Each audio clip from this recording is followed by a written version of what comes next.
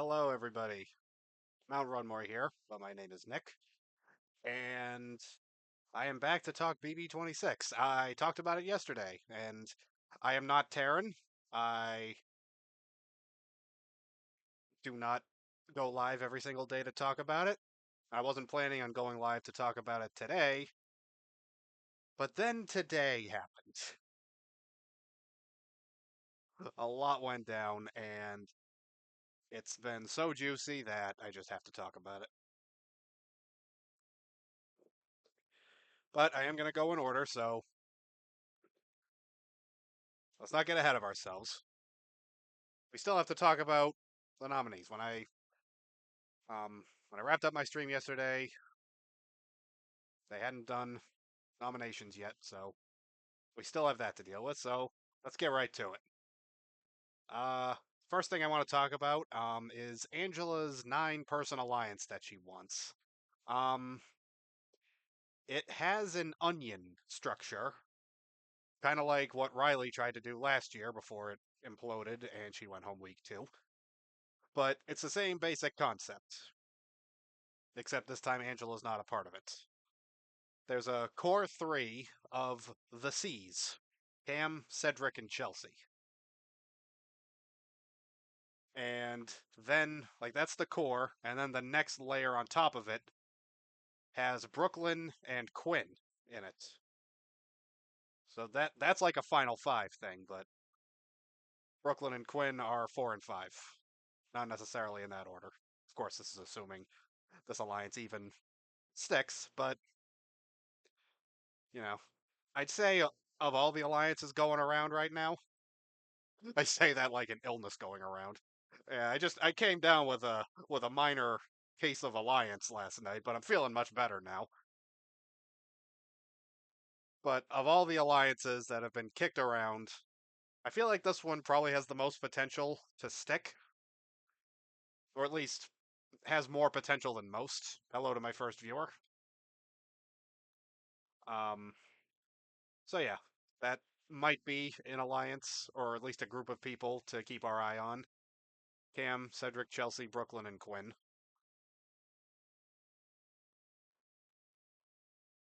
Chelsea and Joseph. Again, they're trying to stay close to Angela while doing a little bit of damage control on Matt's behalf.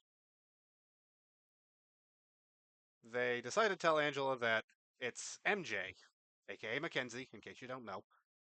MJ is talking about Ange as a threat. Why did I say I say Ange in my notes because I abbreviate all the names. I didn't mean to say Ange here. MJ is talking about Angela as a threat. Chelsea says that the house sees her and Matt as threats, and they'd all be on board with breaking them up. And it's starting to look like maybe Matt got a little too crazy for them. And remember, they were quasi protecting him, but now they're like, all right, we can cut him loose. And as it turns out, Angela's nominating 3 people. When I did my stream yesterday, it wasn't clear to me yet how it was going to work because I had heard something about 4 nominees. But then again, I also heard something about a 17th house guest that was a past player that was going to be voted in by the contestants, and that never came to pass. So sometimes bad information spreads around BB Twitter, and I get sucked up into it, maybe just because I want to believe it sometimes.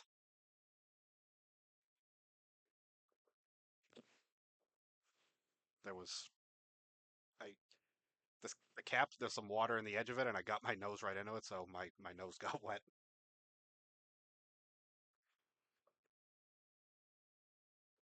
Um, so yeah, Angela is now nominating 3 people. Joseph still wants to keep Matt around for now. He suggests that they put up Kenny, Lisa, and MJ. But they acknowledge that putting MJ up, there's always the risk of Matt winning the veto and pulling her off, and then they're both safe.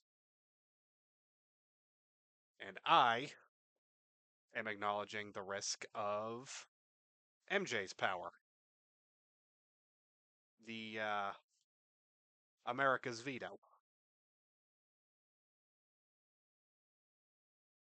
So they don't know about that, but because I know about it, I'm telling them put MJ and Matt on the block together.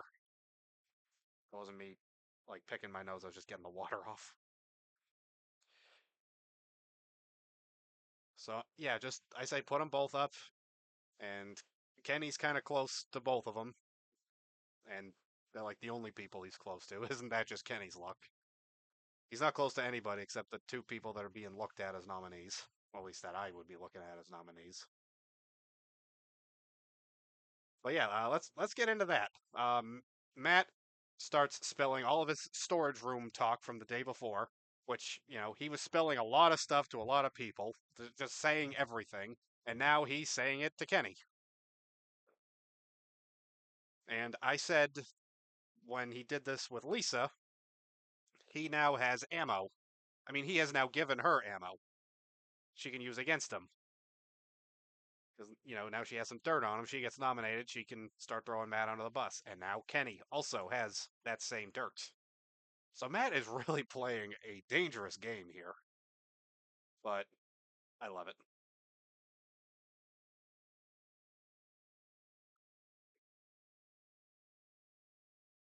Like, I was already loving the mess, but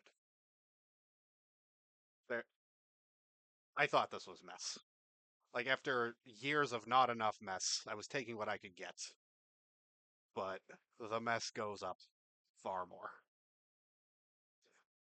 Kenny makes his plea to Angela, says he and Quinn and Joseph could have taken her out during the HOH competition, but they didn't. So he's basically saying, like, you kind of owe me for not taking you out. And that is not a smart thing to say to the HOH. And he reveals how tight he is becoming with Matt. And Angela is just so giddy, like, oh my god, I have the information now. I know he's close with Matt. So now that really just kind of sealed Kenny's fate because she's kind of afraid to take a shot at Matt directly, but taking a shot at Kenny can weaken him a bit, and MJ a little bit. But yeah, she's just like, Kenny's a number to Matt, so if I can't get Matt, I can get rid of his numbers. So feeds go down, they come back. We have the nominees. It is not overly surprising, but maybe a tiny bit disappointing. Kenny, Chemo, and Lisa. Now, these names were all being kicked around before, so, like I said, not overly surprising. But there's still the possibility of either Matt or MJ getting backdoored at this point. And Lisa does not take her nomination particularly well. They all basically felt blindsided by it, so, maybe Angela could have been a little more proactive in that regard to keep them from feeling that way. But Lisa, like she was definitely giving a lot of peace and love vibes before. That kind of switches off. She gets a lot of angry eyes going on, and she's just like, she looks kind of fierce. And it's like, okay, I'm kind of loving that you've woken up, but because that was why she was nominated. Angel was saying that's why all three of them are nominated because they weren't really fitting in with anybody, and it was just like a safe move.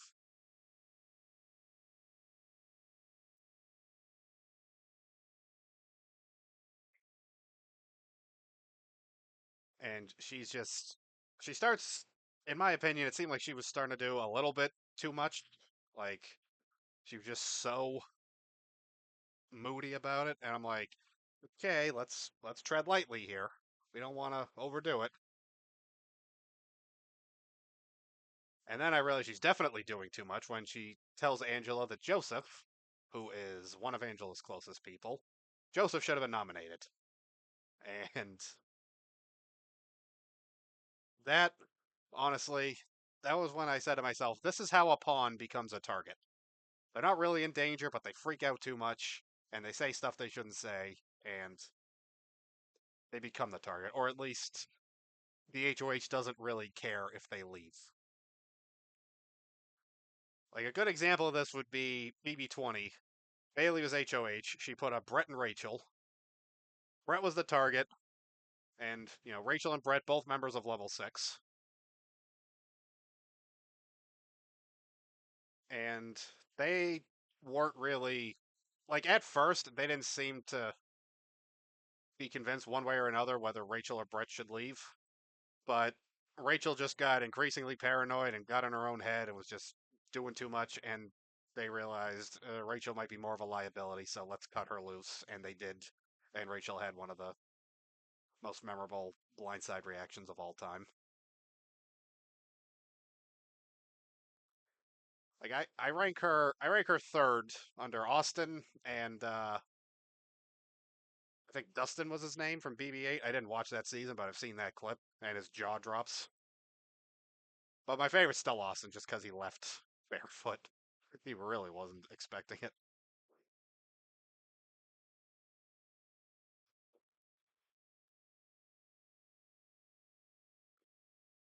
Um, okay, where was I? Right. Lisa, she went up for not socializing enough, so it is kind of on her that she's nominated. And she's just, it's just like, you were kind of expecting too much and not giving enough. Despite being a chef, she didn't bring enough to the table.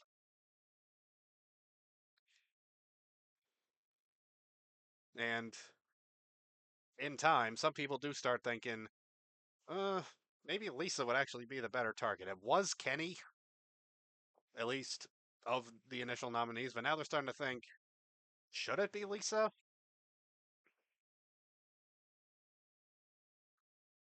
And this was an interesting choice for MJ.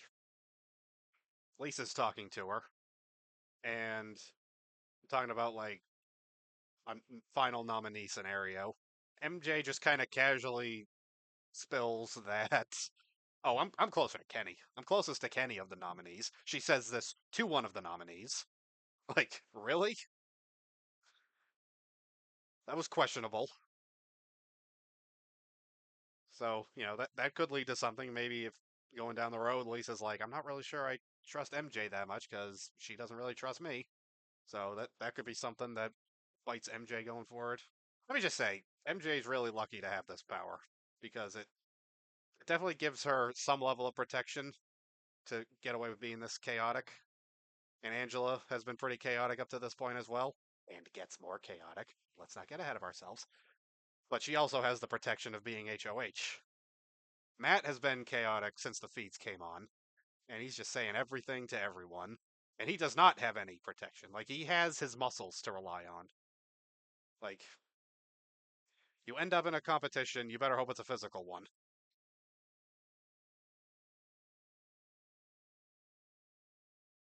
Because he doesn't strike me as someone who's going to get a lot of the quiz comps right. Like, he's going to do well on those.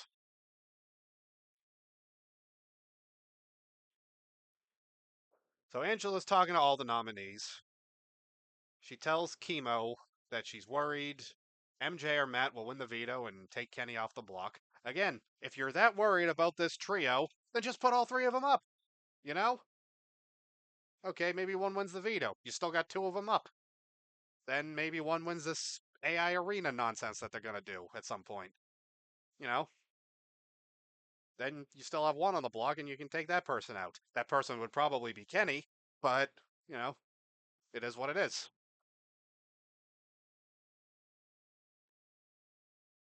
But here's the thing.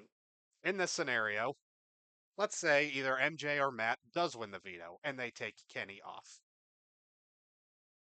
Why not just put the one who didn't win the veto on the block?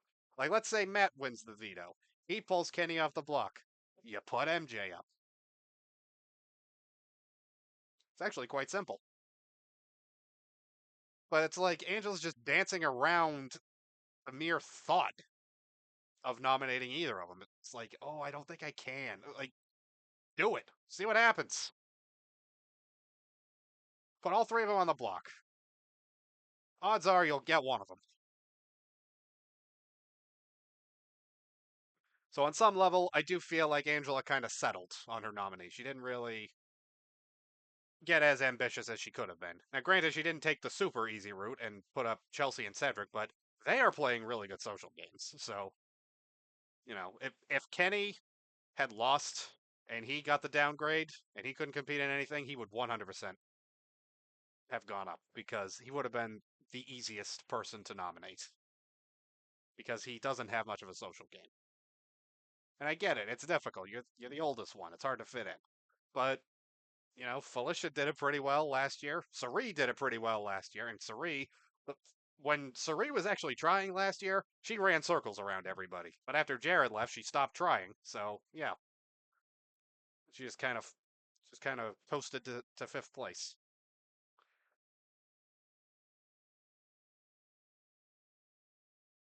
So yeah, it's just like you know.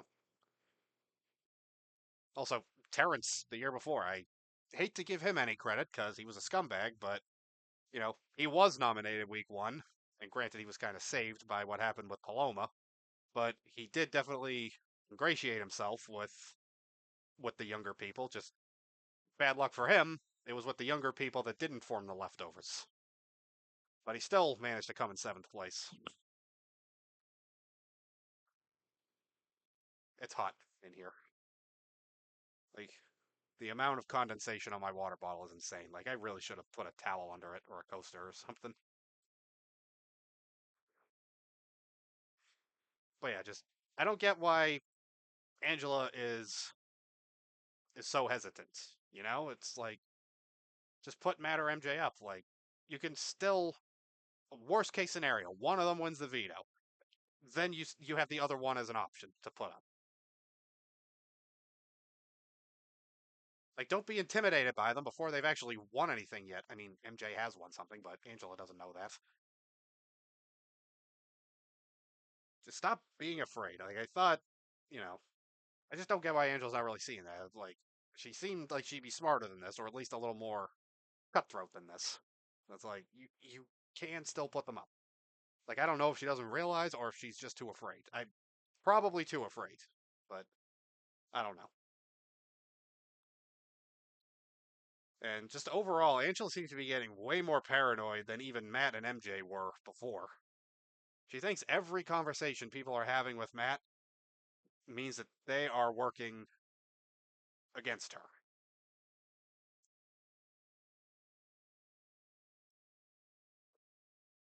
Angela tells Quinn about Joseph and Cam talking to Matt, and she's like, they flipped. They have flipped. And she's like, Quinn, you're the only person I can trust. Then Brooklyn comes in, and she's like, you two are the only people I can trust. If I'm Quinn, I'm thinking, okay, so which is it? So I'd be a little. I don't want to say I wouldn't be trusting Angela anymore, but I'd be a little unsure of what to make of her. But Quinn did say he wanted to play with emotional players, so he'd have the stronger bonds with them. So Angela is giving him his wish.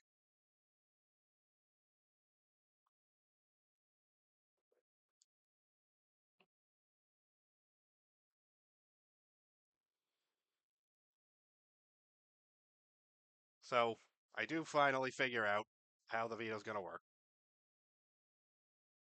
Kind of. I know it's going to be the noms, but who am I kidding? To this moment I still don't know. Oh, hi, spam commenter. How do I get rid of you? I can't. Okay, good. All right. Oh, well, you went off the screen at least. All right. Anyway, I don't know how the noms work, and at this point, I still don't. I'm not sure if it's the nominees and three people get picked, or if it's the three nominees, Angela, and two people get picked. So, yeah, just a little unclear for me at this point.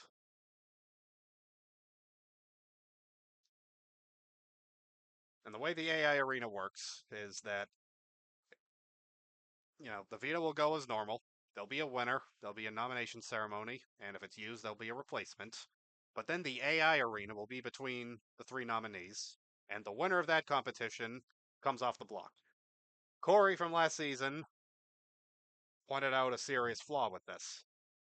It triples backdoors and incentivizes taking out the weak ones. And I just hope this twist doesn't last all season.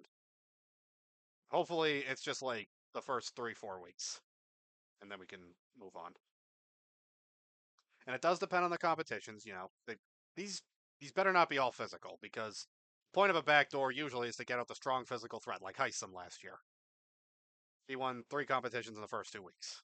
If they had this last year, he could have just. Corey said Heisem could have comped out from the final 14, and he's probably right. Heisem could have done what Jag basically ended up doing. I don't know which is worse. I know people are going to be like, oh, well, clearly Jag is the worst one because it happened, but I found Heisem just to be insufferable. And yeah, but enough about last season. I hope that the comps are, I would like a different variety in the comps. And yes, I guess this probably would mean having a physical one at some point, but then also a mental one, maybe a luck based one, maybe building a puzzle.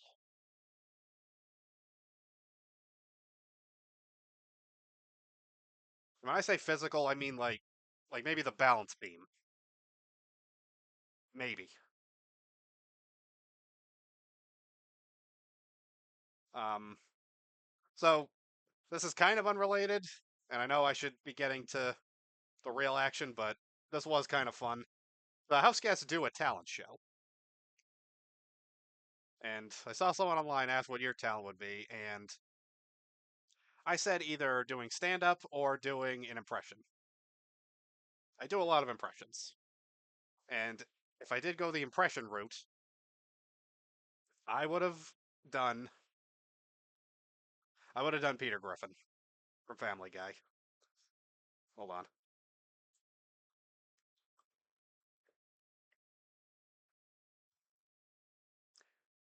Hey guys, Peter Griffin here. You know what really grinds my gears? Being in a Break Brother house. I mean, you're surrounded by 15 strangers sharing 5 bedrooms, and you're all competing for an obscene amount of money, and you're all stabbing each other in the back, but nobody wants to admit it. And then sometimes they make you a have not, which means you gotta just sleep on a slab and eat protein powder and oatmeal. And it's like, you expect me to compete with this freaking stuff? I mean, come on. The worst part is the cold showers. The only way I can take a cold shower is if I stand outside in the LA sun for 5 hours first. And that's what grinds my gears. Yeah, I practiced that and I still screwed it up. I got my nose on the water on my cup again, my bottle again.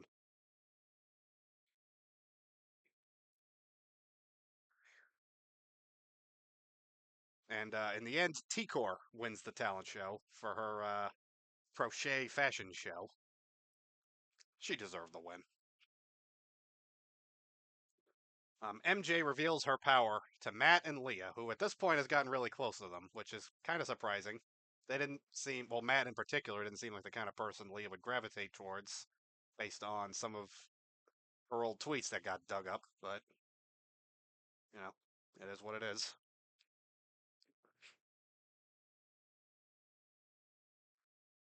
So MJ reveals her power to Matt and Leah. It's America's veto. It's good for 4 weeks. She can take someone off the block, and America picks the replacement nominee instead of the head of household. First of all, probably a bad idea to tell this to Matt, because he tells everybody everything. And also, this power does have the potential to screw one of her allies.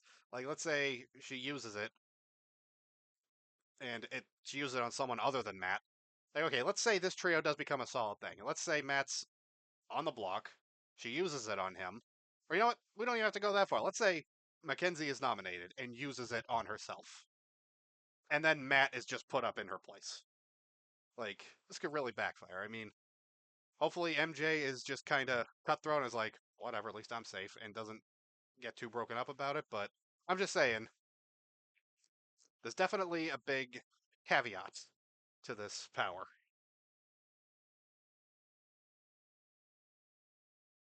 Matt tells them that Chelsea doesn't have enough game to even be in this room. 9 times out of 10. That means you are getting outplayed by that person. They're gaming. They're just not gaming with you. So yeah, and having seen more than Matt has only seen his perspective. I have seen the whole house perspective, and I have seen Chelsea gaming a lot more than he has. Matt isn't really gaming; he's talking. Chelsea is gaming. Matt's just saying stuff to people. Chelsea is actually working people. So that's the difference there to me.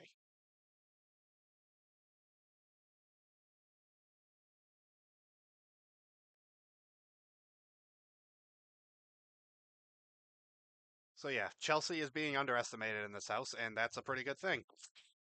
You want to be underestimated because they won't see it coming.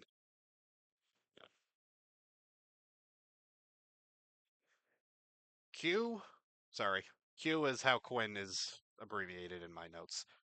Quinn confirms to Angela that he has a power, but he doesn't say what it is. And slightly related, Cedric doesn't know, but he suspects that the powers are held by Quinn and MJ.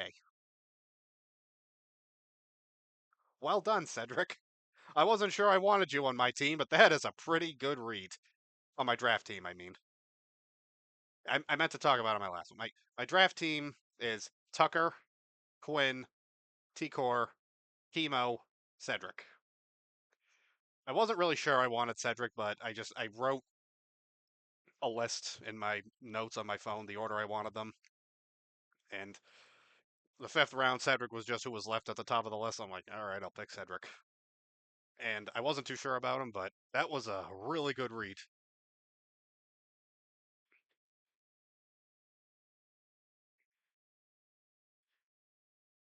Joe tells Joseph tells Angela. Joe is how he's abbreviated in my notes. I'll get the hang of this eventually, I promise. Joseph tells Angela he's been trying to steer Matt away from targeting her. Talks to Matt again and tries to lock Matt in as part of that 9-person alliance that Angela wants. I'm like, okay. So it would be Joseph, Matt, Leah, and MJ as the core. Angela, Cam, Brooklyn, Cedric, and Chelsea as the outside. I'm thinking Quinn's been in a good spot. Kind of interesting he's being left out of this one, but at the same time, not overly sure how solid this one is. And like I said before, 9 is too big of an alliance. But this chat doesn't really work. Matt doesn't really get on board with it too much. And this is around the time that Joseph is finally like, okay, I'm going to let you go. Matt is talking, and he seems to think the only way you can deserve to win is by just winning competitions all the time. And I can tell you, having actually been a part of this fandom, which Matt does not seem to have ever been a part of. I'm not saying Matt has never seen the show. I'm saying he doesn't know the fandom very well.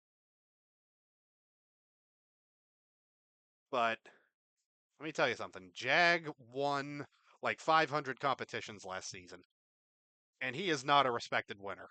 Taylor won 2 competitions, and she is a respected winner. There are a lot of elements. Like you can't just focus on one element. You have to be at least somewhat capable in multiple different areas. Matt seems like he might be capable in the physical area, but his strategic game is not good. His social game seems to be fine, but people are starting to turn on him because he's a little too chaotic. Like he sort of had the alpha aura that kind of drew people to him, but it's the kind of thing that's like, it can go away if you're not careful. And it seems to be going away because now even Joseph is letting him go.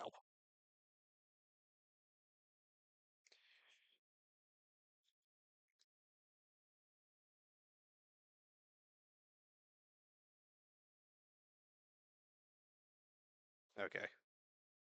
Sorry, when I picked up my water bottle, some water must have dripped on it. I just saw a huge drop on my phone screen.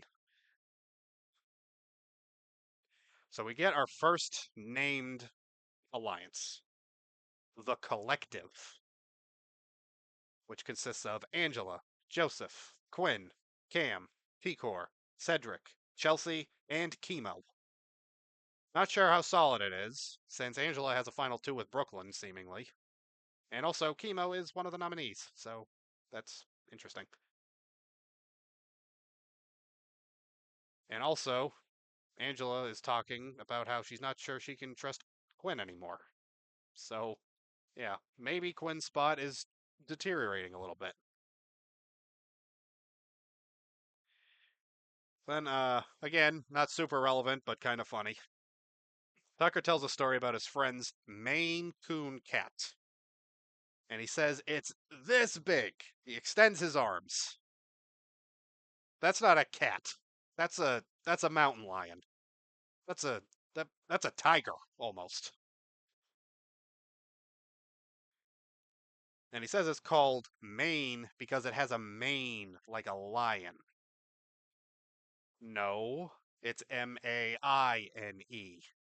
like the state, not a lion's mane. Also, a mane is like the hair around the head. Like if the cat actually does have a mane, it's not a cat, it's a lion. So yeah, Tucker is officially a himbo, a guy who's kind of dumb, but also kind of lovable. And to be honest, I kind of wanted a himbo. I talked about it preseason. Like it's been too long since we've had a good himbo on the show. Like Fessy was almost that himbo, but he was just so bad at the game that you couldn't even root for him anymore. So yeah, Tucker is the himbo I wanted. Now, the moment my one viewer has been waiting for. Just to preface this, I do watch Taran every day. Try to watch him live. Don't always, but today I watched him live. Well, started watching him live.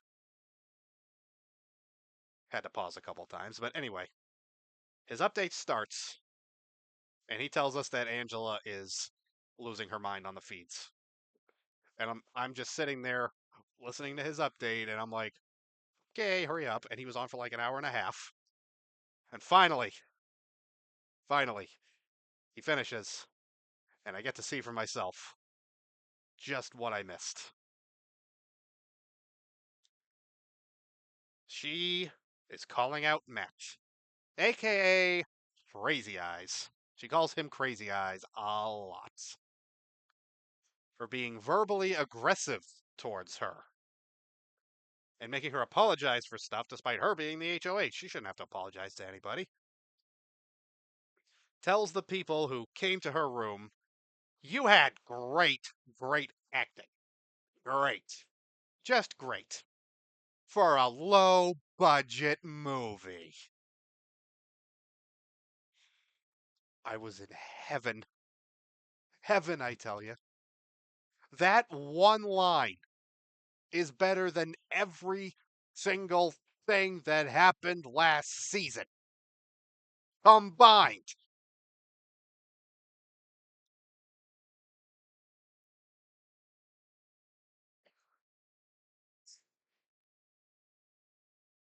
Matt is just playing dumb as she's going on and on.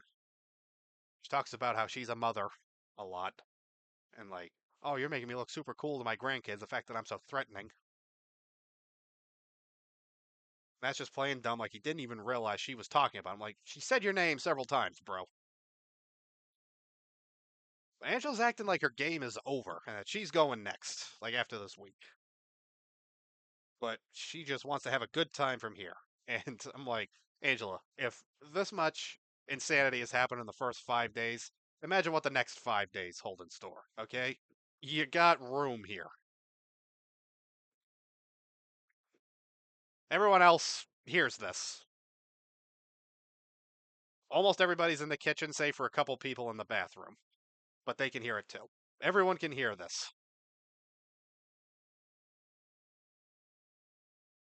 They're just listening to it. They're all just sort of taking it in with the odd whisper here and there or a stifled laugh.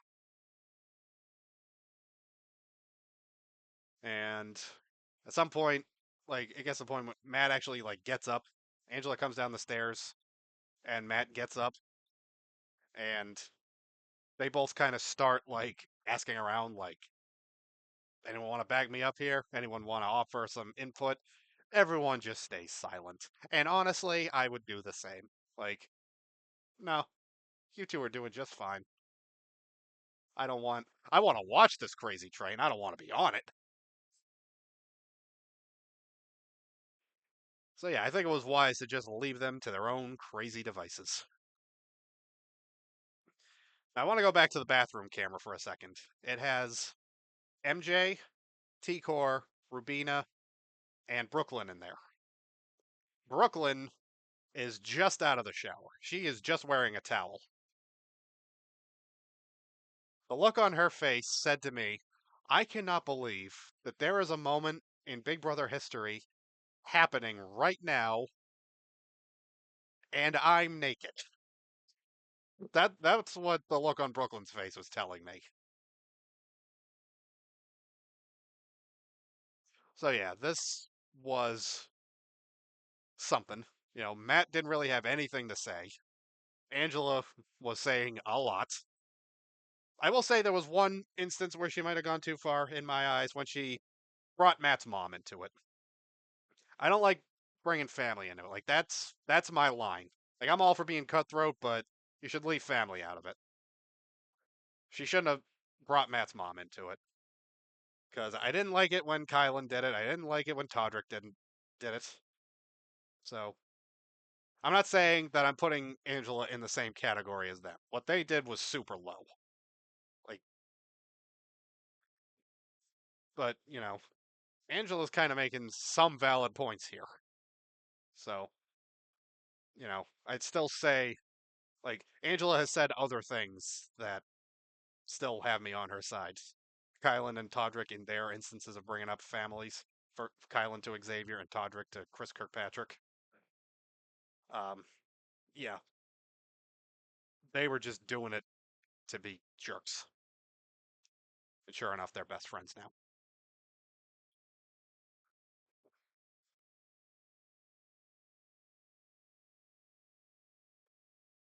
So after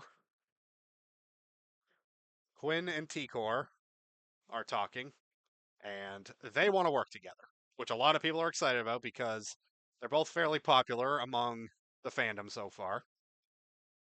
Quince says that he tells people he trusts her, which admittedly he should be a little careful about, but it's not really a problem right now. I'm just saying manage that problem. I'm not saying Quinn isn't, but I'm just saying he better be. And they talk about how Taylor handled a public call out much better than Matt did. So yeah, that it may end up being different because in that one, everyone took the side of the one being called out. At this point in time, it remains to be seen as to whose side people are going to take between Angela and Matt.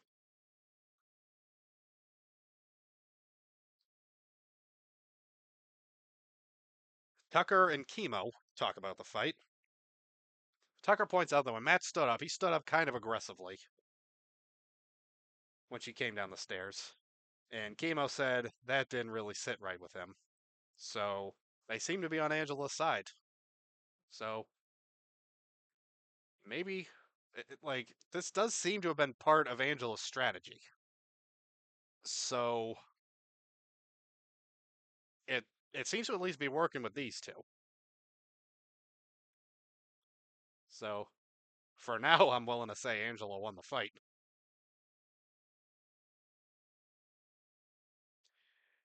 At this point, MJ is spiraling. She tells the C's, Cam, Cedric, Chelsea, her story. I mean, her theory. Angela and Lisa are working together.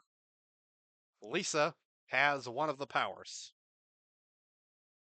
And this whole plan, this whole thing, this whole blow up, Lisa going on the block, it's all part of a big conspiracy.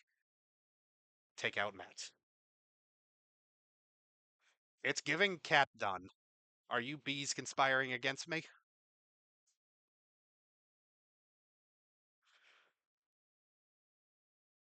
I kind of wish that was the case, actually. Like MJ posed a really great reality, but it's not reality. A great alternate timeline. So yeah, that happens.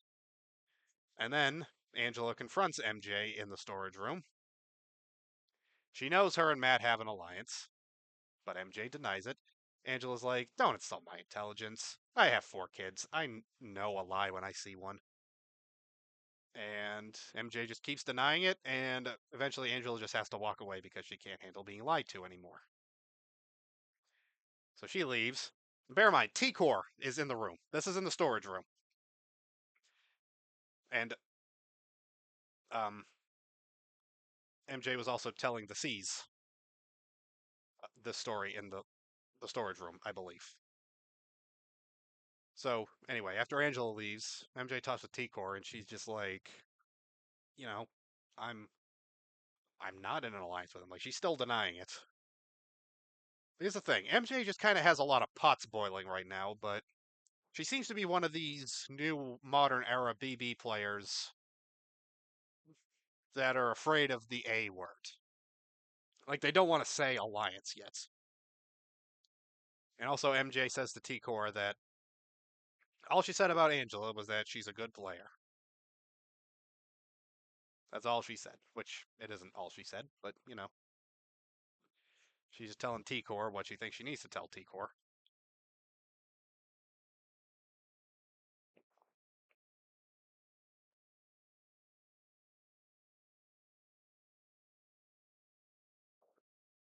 T Core talks to Matt. Matt's upset that his mom had to see that. T Core says Angela shouldn't have talked to him like that, but she's probably playing the middle. And this seems to be the case from a subsequent conversation with Tucker, where she says she doesn't think Angela is a liar. So, T-Core also appears to be on Angela's side. Or at least she knows who to say. She knows who to talk to. She knows which side to say she's on, depending on who she's talking to, which is actually pretty brilliant. Tucker actually suggests that they just hug it out. T-Core's like, that'll be a while. Back to the C's. Cam, Chelsea, and Cedric. They have already completely dismissed the idea of the collective. But they hold firm on the core 5 of them, Quinn, and Brooklyn. They call it the Pentagon. And, this is just another alliance. Like I talked about it earlier, and now it's been named. Quinn, I think, is playing a really good game. He's in good with everybody. Like, even the couple people who are kind of mistrusting him, like Angela has had her moments of, like, I don't think I can trust Quinn anymore. But she doesn't seem to be actively targeting him. So he seems to be in good with everybody, and he's got a good social game. He's not a threat to anybody. He's honestly, this might be a little early to make such a big comparison, but it's kind of reminding me a little of Xavier. So if Quinn can keep playing the Xavier game like he is, then Quinn is going to be one to watch in this game. But the key is to not become a threat.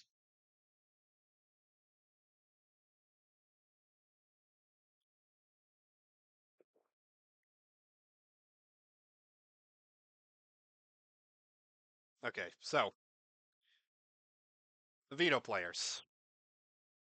They are the nominees, and Angela is one of the players as well. But I'm still not sure if it means that Angela was playing automatically or if her name got picked. But either way, Angela is playing, and the other 2 players are Brooklyn and Joseph.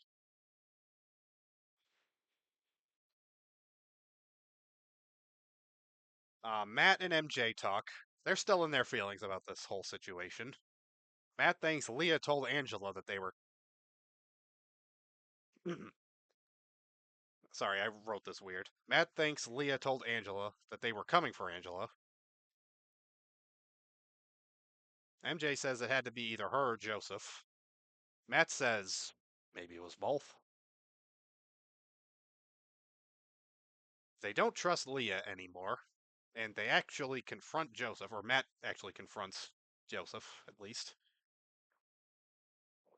Like, did you tell her? And he says no, and that's about as far as it really goes.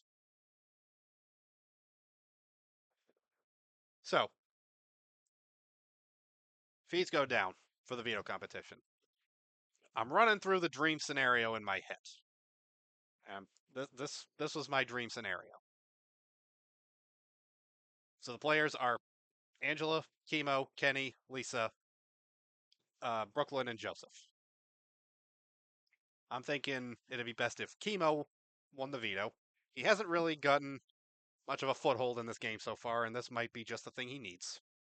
So, Chemo wins veto, pulls himself off. Matt goes up. MJ, too paranoid about her own position in the game to want to waste her power on Matt, so she does not use it. Lisa wins the AI arena. That leaves Kenny and Matt on the block. And Kenny is voted out to keep the Matt and Angela feud going. And a lot of people, like the next HOH, can use them both as shields. Huh? So that would be pretty nice. And also, it would work if Chemo and Lisa swap places. If Lisa were to win the veto and Chemo won the AI arena, but everything else still goes the same, that could still work. That could still be an interesting outcome if Lisa were to win the veto, which she did. Lisa won the veto. And Angela is talking to Brooklyn, and she's putting Matt up. At least that was strongly implied. So a little about Lisa winning this veto.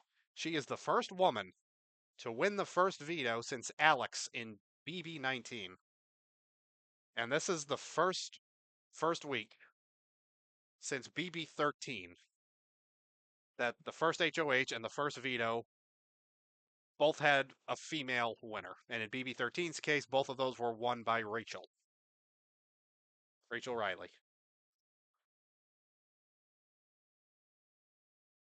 So, yeah, Lisa was shocked that she was nominated, but she's she seemed to just be hanging out, so that's why. And she even said something like, "I didn't think I'd ever get nominated." Well, she needed to be woken up pretty quickly, and she was woken up, and she won the first veto. So Lisa has showed up. Like, getting nominated really lit a fire under her, and I'm living for it. It is nice to see someone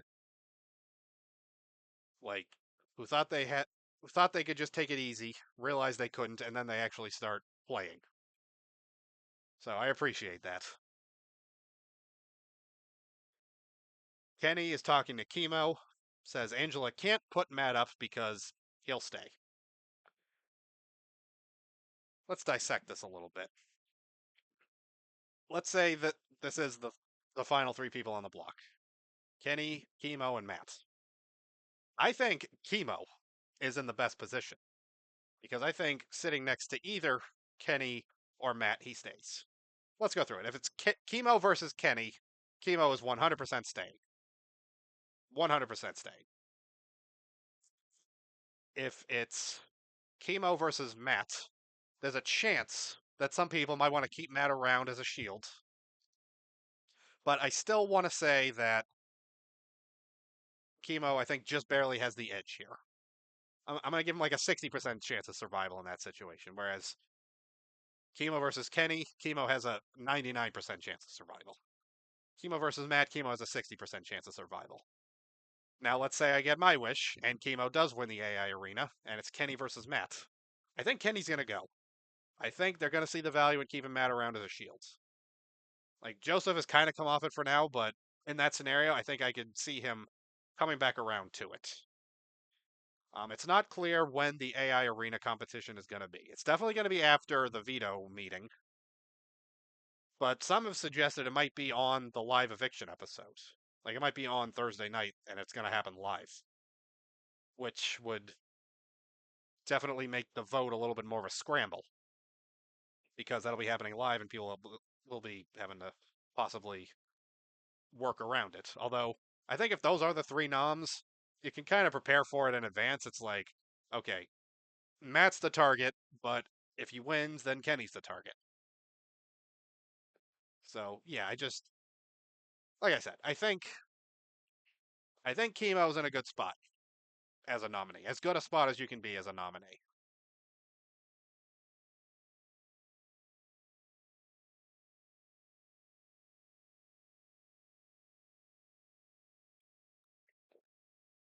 And that is all of my notes.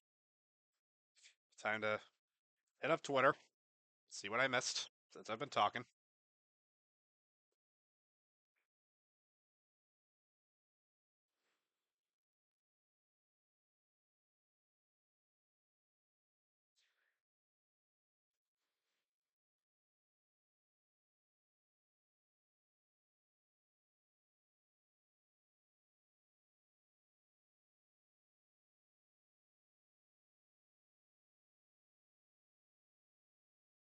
Oh, apparently Lisa from BB3, the winner of BB3. I guess she also won a competition week one back then.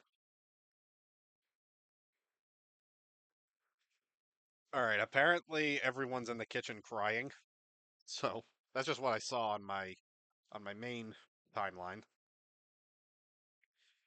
So let's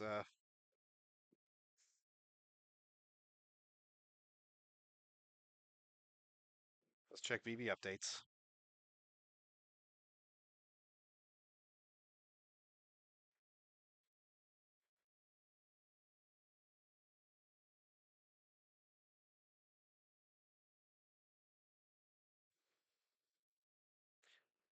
No, BB updates hasn't updated since I went live. So the last thing is Lisa telling Rubina that feels like she can breathe for a second. And I think this is the first time I've even mentioned Rubina since just like recapping. All right, hold on. Let me check the hashtag.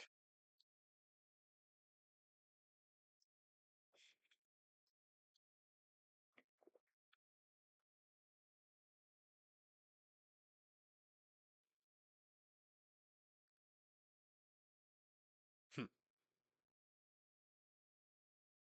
I just found someone on Twitter who's like reenacting Angela's performance. Okay, I gotta retweet that. That's pretty great.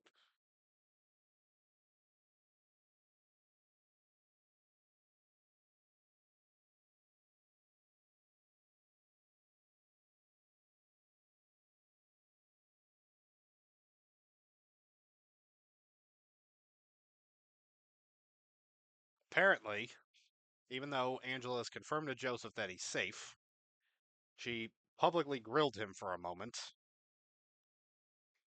accusing him of taking from her stack of letters during the veto competition, which apparently was the spelling competition, which they haven't done in a while. The last time I heard about them doing it, I did not watch this season, but it was Celebrity Big Brother 2, I believe. And it was Shannon Elizabeth, the foreign exchange student from American Pie. She spelled a really long word. It was like a 14-letter word or something. And they haven't really done the game since. So I guess um yeah, I heard this from Mike Bloom saying nobody is safe from her paranoia.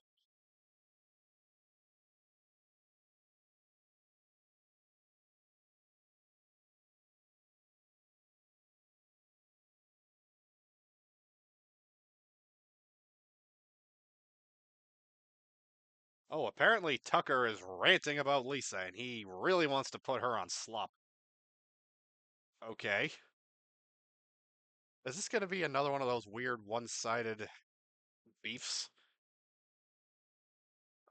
I feel like I haven't seen Lisa say anything to Tucker yet. I mean, granted, it's still early, but yeah. I don't get why he hates her so much already. As Puya put it, it has a lot of potential for good, nonsensical drama, and I'd like to see it progress further. Fair.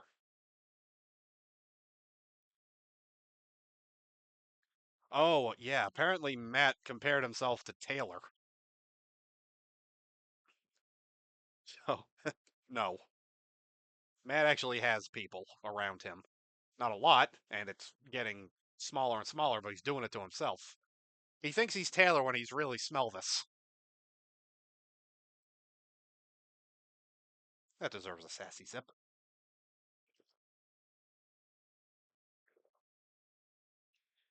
Yeah, I think Matt just wants to be the victim really bad.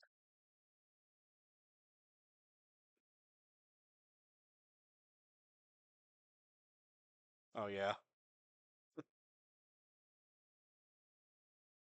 Angela did her impression of Matt's crazy eyes,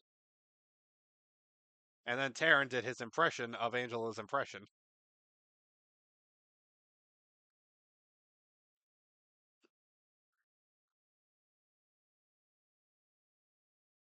It's day 5, and we already got Taryn looking insane on one of the live feeds. Usually it takes a while for Mr. Gamebot to start to break.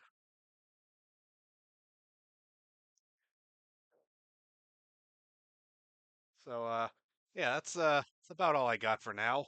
Today was an eventful day. I mean, I wasn't even planning on going live today, and I have been live longer than I was yesterday.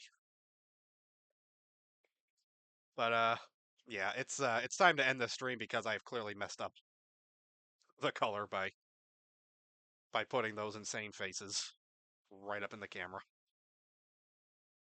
But yeah, that will do it for this stream. You can follow me on Twitter at Nick Grimes YT. You can get my thoughts on Big Brother stuff as it's happening, and I also have links to my YouTube channel and my Twitch channel there. I upload all my streams to YouTube, so you can check them out there. Any you might have missed. And yeah, that will do it. Thank you for watching. BB26. It is off to a great start, and I'm enjoying this season a million times more than last season. Like by this point last season, I was already kind of over it. Like last season was too much. It was just a lot of people liked it for being messy, but it's like I don't know, maybe just because I was going through a lot of personal mess at that point in my life, I couldn't really get into it too much. But not to say I'm not going through, not to say my life isn't messy right now, but I can handle it better. But anyway, I gave all my plugs. I like this season. That'll do it for this stream. Thank you for watching, and I'll see you next time.